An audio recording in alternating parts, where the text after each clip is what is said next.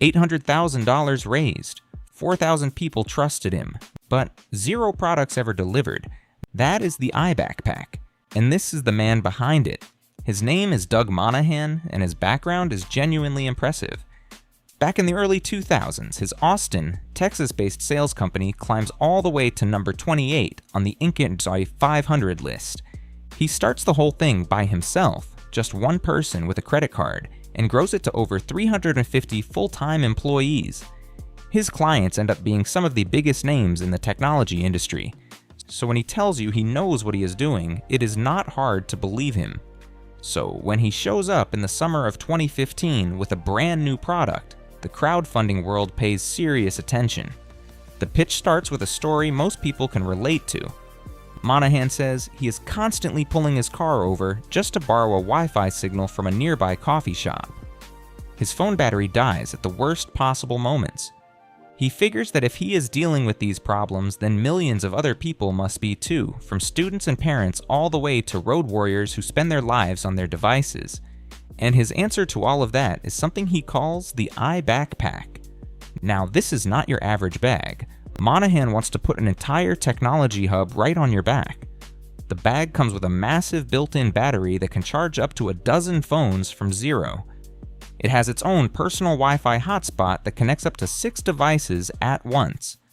It has GPS tracking so parents can keep an eye on where their kids are at any given moment.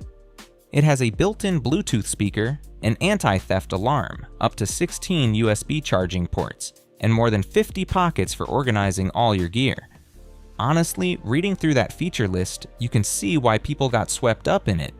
And if you want the premium model, it even comes with bulletproof panels made from the same material used in body armor. Well, Monahan is not thinking small at all. He also claims to have arranged partnership deals with major wireless carriers, meaning backers would get access to discounted data plans bundled right into the bag. One tech publication calls this detail particularly impressive for a product that is not even shipped yet. So the campaign goes live on Indiegogo in August 2015 with a goal of $50,000. It blows past that number in less than 60 days.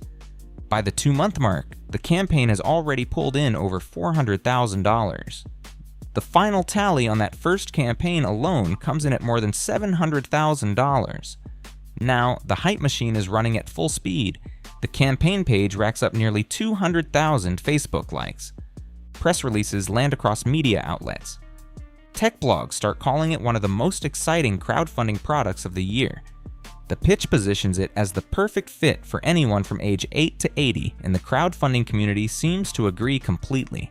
Some early posts even compare its potential to the Coolest Cooler, which at the time holds the record as one of the most funded Kickstarter campaigns ever. In other words, people are not thinking small. So Monahan leans hard into that momentum. A few months after the first campaign wraps, he launches a second one on Kickstarter called the iBackPack 2.0, featuring upgraded specs and even more features. That campaign pulls in over $76,000, with an average pledge of over $300 per backer. Well, the community around this product is completely lit up at this point. Parents talk about GPS tracking, keeping their kids safe. Students talk about never needing to hunt for a power outlet on campus again. Business travelers talk about condensing all their separate chargers and devices into one bag. Tech enthusiasts post about the bulletproof option like it is a status symbol. But Monahan is still not done. He also runs 2 smaller campaigns for related products, a shoulder bag and a charging cable system, which bring in another $11,000 combined. So when you add it all up, more than 4,000 people across 4 separate campaigns pour over $800,000 into this man's idea. Now Monahan has the credentials, the compelling backstory, the momentum, and the money to make it all happen. The original campaign promises delivery by March 2016. Backers mark their calendars and wait. But not everyone is fully convinced from the start. A few voices at the edges of the crowdfunding community raise quiet concerns. The feature list feels almost impossibly long for the price. The claimed partnerships with major wireless carriers sound too polished to be verified, and no working prototype is ever shown publicly. Well, those concerns get drowned out pretty fast. The comment sections stay mostly positive, the press stays enthusiastic, and the backer community stays completely locked in. March 2016 eventually rolls around. Not a single backpack arrives. Monahan puts out an update blaming problems with the lithium-ion batteries used in the bag. He says safety testing needs more time before anything can ship. It sounds technical enough to be credible. Backers are told the new target is December 2016. But December 2016 comes and goes with nothing shipped at all. The excuses get vaguer with each update. Safety concerns are raised again.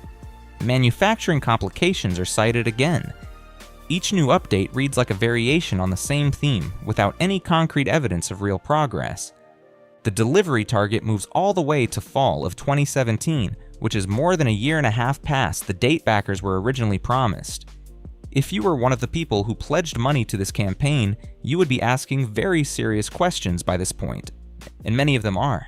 Some backers start comparing notes, and they stumble onto something that does not add up at all. Monahan appears to be telling one story to the platforms hosting his campaigns, and a completely different story to the backers who paid him. He reportedly tells platform representatives that the product is in full production and is already shipped to hundreds of customers. He tells those same backers that delays are still ongoing. These are two completely contradictory accounts being fed to two different audiences at the same time. Now, the only things any backer ever actually receives are a handful of loose accessories. A charging cable here, a spare battery pack there. Not a single complete iBackPack ever reaches a single backer. So in March 2017, Monahan posts one final update to both platforms. After that, he vanishes completely. But the situation keeps getting worse even after he goes quiet. The official website stops loading. Emails to the company bounce back as undeliverable. All social media accounts go dark. According to court documents, the corporate bank account is emptied out, and Doug Monahan becomes completely unreachable. He does not respond to emails.